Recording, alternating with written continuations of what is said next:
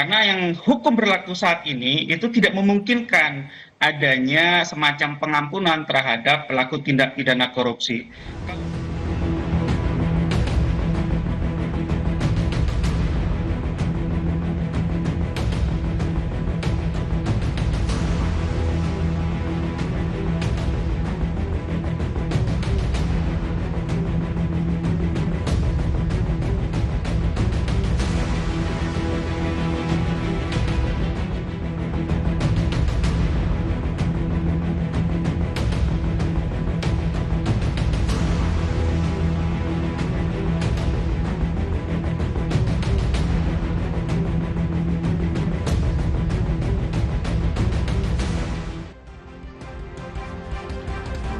Saudara Presiden Prabowo Subianto sebut membuka kemungkinan untuk memaafkan koruptor asal mengembalikan uang hasil kejahatannya ke negara. Dan saudara, data Indeks Persepsi Korupsi Indonesia yang dirilis oleh Transparency International Indonesia menyebut peringkat Indonesia jeblok di tahun 2023 di peringkat 115 setelah tahun sebelumnya ada di peringkat 110. Seperti yang Anda saksikan di sebelah kanan layar kaca Anda. Bahwa secara global sebelumnya ada di peringkat 110 namun anjlok menjadi 115. Namun meski demikian, secara skor Indeks Persepsi Korupsi Indonesia Indonesia tetap berada di 34 poin dalam 2 tahun terakhir. Nah, indikator skor 0 menunjukkan tingkat korupsi yang tinggi di suatu negara, sementara skor tertinggi 100 berarti korupsi yang rendah di suatu negara. Selanjutnya, kalau kita lihat trennya, menurut data Indonesia Corruption Watch atau ICW, sepanjang 2022 ada 579 kasus korupsi yang ditangani di Indonesia.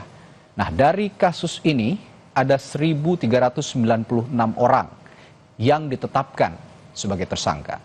Sementara di tahun 2023 ada 791 kasus korupsi yang diungkap oleh aparat penegak hukum. Dari jumlah kasus itu, ada 1.695 orang yang ditetapkan menjadi tersangka. Saudara, Ketua KPK Setio Budianto angkat suara juga atas pernyataan Presiden Prabowo Subianto yang berencana memaafkan koruptor. Menurut Setio, hal itu tidak diberlakukan terhadap semua pelaku dan kasus korupsi. Setio menambahkan menghormati rencana Presiden Prabowo untuk memaafkan koruptor asal mengembalikan harta yang dicurinya. Setio meyakini rencana memaafkan para koruptor itu tidak serta-merta berlaku untuk semua pelaku, namun untuk kasus tertentu saja. Beserta pendamping, kami mohon menuju meja penanda Johannes Tanah.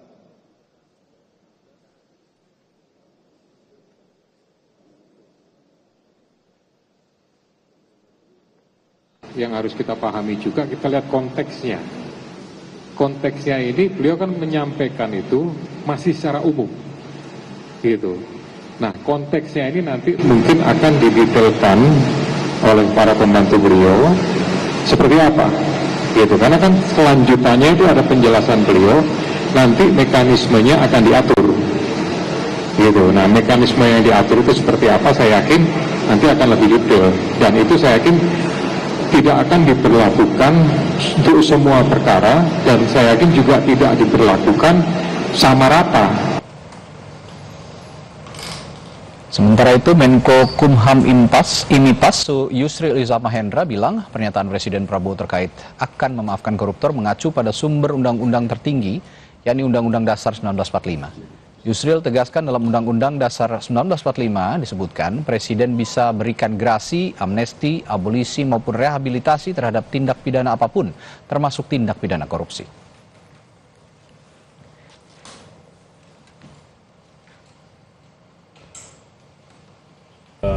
Orang presiden itu kan ya, di satu pihak memang undang-undang pidana korupsi mengatakan bahwa pengembalian kerugian negara itu kan tidak menghapuskan sifat pidana dari perbuatan itu yang mungkin ditanya kan. Nah, ada yang mengatakan itu bertentangan dengan undang-undang. Tapi saya mengatakan begini, harus baca undang-undang lain. Undang-undang lain itu lebih tinggi sumbernya UUD 45, yaitu Presiden memberikan gerasi, amnesti, abolisi, dan rehabilitasi. Nah, kalau Presiden memberikan gerasi meminta pertimbangan Mahkamah Agung, kalau Presiden memberikan amnesti dan abolisi meminta pertimbangan DPR. Dan gerasi, amnesti dan abolisi itu bisa diberikan terhadap tindak pidana apapun. Sebelumnya Presiden Prabowo Subianto mengaku akan memaafkan para koruptor yang telah mencuri uang rakyat. Prabowo sebut koruptor akan dimaafkan jika mengembalikan uang yang telah dicurinya kepada negara. Hai para koruptor atau yang merasa pernah mencuri dari rakyat, kalau kau kembalikan yang kau curi, ya mungkin kita maafkan. Tapi kembalikan dong. Nanti kita beri kesempatan cara mengembalikannya, bisa diam-diam supaya nggak ketahuan. Mengembalikan loh ya. Tapi kembalikan. Saya dalam minggu-minggu ini, bulan-bulan ini, saya dalam rangka memberi, apa istilahnya tuh? Memberi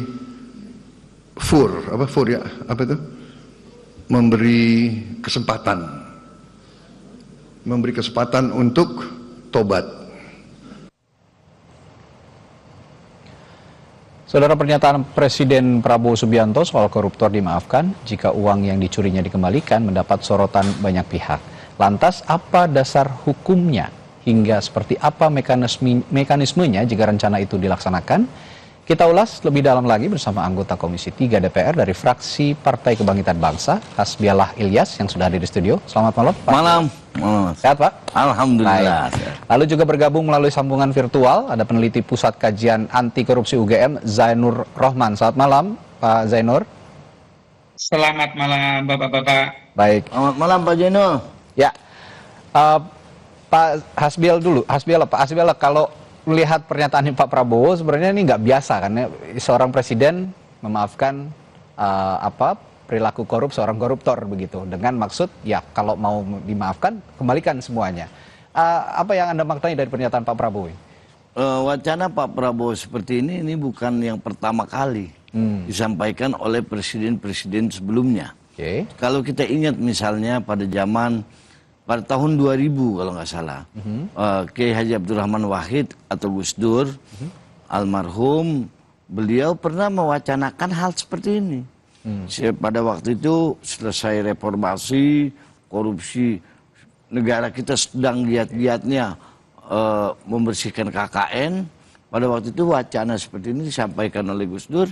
Silahkan kembalikan uangnya dan kita akan berikan amnesti. Nah, kalau gitu di era Gus Dur pada saat itu, impact-nya positif nggak untuk untuk pengembalian uang yang diduga hasil korupsi itu tadi? Ya.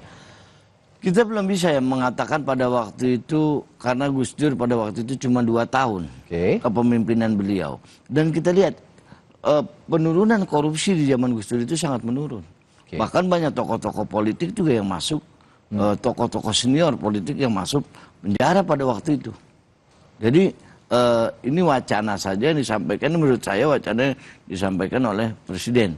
Nah, memang kalau kita lihat di undang-undang, kalau menurut Undang-Undang nomor 31 tahun 99, kemudian diubah dengan Undang-Undang nomor 20 tahun 2001, tindak pidana korupsi tegas disebutkan bahwa pengambilan kerugian negara tidak menghapus pidana. Oke, tapi begini Pak Hasbialah, kalau kita meriset para pejabat kementerian, menteri lah pada saat era Presiden Abdurrahman Wahid pada saat itu, sepertinya tidak ada menteri yang korupsi, yang ada justru kasus Bulog kalau saya lihat waktu itu, dan itu bukan menteri, sehingga ya pantas kalau memang pada saat itu tidak ada pemutihan para koruptor yang diminta mengembalikan uang negara. Mungkin saya mereview ke memori ke belakang ya. Dan belum ada KPK ya pada saat itu. Belum ada KPK. KPK pas ada pada zaman Bu Megawati. Kita lihat pada waktu itu Kejaksa Agung pada waktu itu yang meninggal di Mekah, siapa itu saya lupa namanya, sangat, bahkan tokoh partai politik saya tidak bisa menyebutkan, itu dimasukin penjara pada waktu itu. Sampai masuk penjara. Tokoh politik pemenang kedua pemilu pada saat itu. Pada tahun 99 ya, dimasukkan penjara. Nah ini memang menurut saya agak realistis Pak Prabowo berbicara seperti ini. Kenapa? Daripada uang hilang, sekarang sudah berapa ribu orang yang dimasukkan ke penjara, tapi uang negara tidak kembali. Dibanding uang yang dikorupsi dengan uang yang kembali itu sangat sedikit menurut saya seperti itu. Oke, saya ke Mas Zainur dulu. Kalau dari pandangan Anda bagaimana secara hukum? Karena kalau tadi menyimak pernyataannya Pak Yusril segitu sebagai Menteri Hukum, juga Menko Hukum dan IMIPAS ini juga mengatakan bahwa pantas diberikan abolisi, amnesti dan segala macamnya untuk koruptor. Tapi menurut Anda pantas nggak seperti itu? Ya, saya tidak menyangka kalau ternyata cara yang akan digunakan adalah dengan menggunakan pendekatan amnesti dan abolisi. Betul, itu kewenangan presiden yang dijamin di dalam Undang-Undang Dasar. Tinggal nanti dipilih kalau amnesti abolisi berarti harus tanya kepada DPR. Kalau gerasi rehabilitasi tanya kepada Mahkamah Agung. Tapi menurut saya ini too much, terlalu berlebihan. Tadinya saya pikir ini akan dilakukan perubahan terhadap pasal 4 Undang-Undang 3199 Junto 20/2001. Karena yang hukum berlaku saat ini itu tidak memungkinkan adanya semacam pengampunan terhadap pelaku tindak pidana korupsi. Kalau dilihat dari niat, mungkin niat Pak Prabowo baik ya, untuk orang agar bertaubat, agar uang negara itu bisa kembali. Tetapi menurut saya caranya ini saya mempertanyakan apakah ini cara yang tepat kalau mau memberikan amnesti dan abolisi.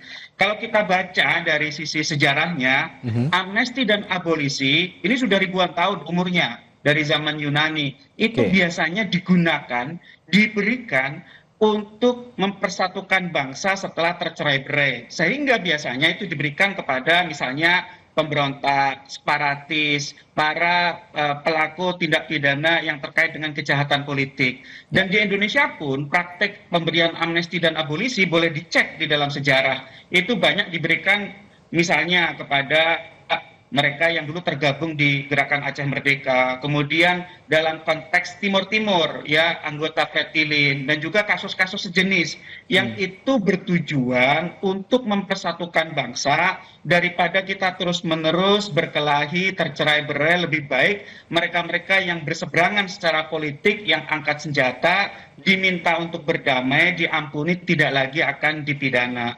Tapi kalau diberikan untuk pelaku tindak pidana korupsi, menurut saya tidak tepat. Itu jenis tindak pidana yang berbeda antara misalnya separatisme atau kejahatan politik dengan tindak pidana korupsi.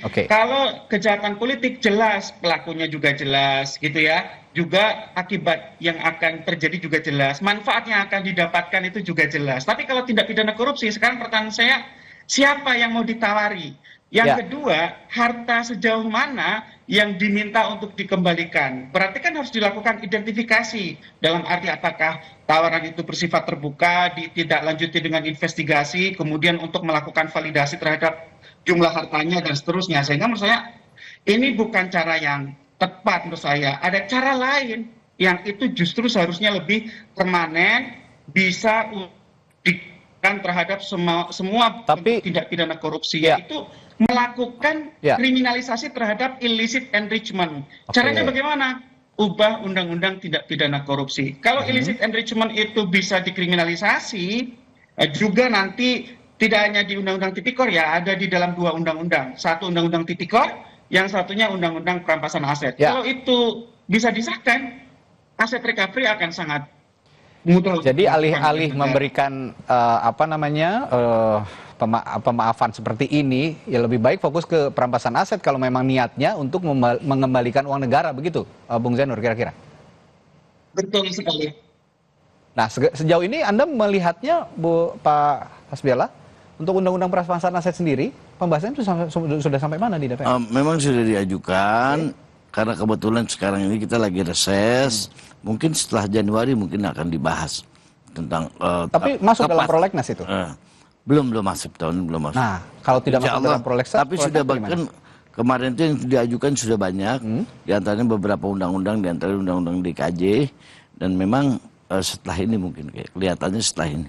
Setelah masuk sidang. Tapi kan kalau melihat pernyataannya Pak Prabowo ini sifatnya sepertinya urgent begitu untuk mengembalikan uang negara dari hasil-hasil korupsi lah dikatakan dari para koruptor itu tadi. Bukankah ini sesuatu yang mendesak jika seorang presiden sendiri sudah menyatakan bahwa seharusnya ini dikembalikan uang negara dan undang-undangnya perampasan aset ini lebih dilegitimasi lagi di DPR, disahkan lagi? Mungkin harus mencari cara lain jika undang-undang aset ini belum disahkan oleh DPR. Seperti misalnya? Misalnya harus cari cara misalnya seperti ini.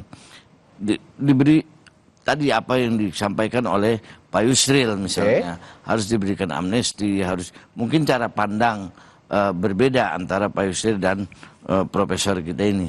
Nah, karena negara ini dalam kondisi ekonomi, kalau menurut kami ini yang tidak baik-baik saja hari ini. Makanya harus mengambil terobosan. Dan Pak Prabowo juga yang Pak Prabowo sampaikan tadi, beliau mengatakan tidak pasti kok, mungkin ada kalimat ayo silahkan kembalikan bertobat. Ini kan yang saya pahami, menurut saya ini orang yang belum ketangkep mungkin Mas. Tapi kata Bung Zainur tadi itu katanya tindakannya too much, katanya harusnya ya lebih konkret lagi, ya salah satunya dengan undang-undang perampasan aset itu loh Pak tadi. Ya kita sangat setuju dengan undang-undang perampasan aset. Memang kalau kita menunggu undang-undang kan mungkin bisa makan waktu 1 tahun, 6 bulan, setahun. Ini kita harus mengambil langkah cepat. Makanya dari awal saya pada waktu fit and proper test di Komisi 3, saya dengan tegas mengatakan kepada calon pimpinan KPK pada waktu itu, pencegahan ini harus dijadikan prima-dona. Pencegahan jangan hanya penindakan, itu kira-kira ya. Terakhir singkat saja Bung Zainur, kalau memang perampasan aset saja tidak masuk prolegnas, bagaimana menekannya kalau untuk bisa mengembalikan uang negara kira-kira dari para koruptor ini?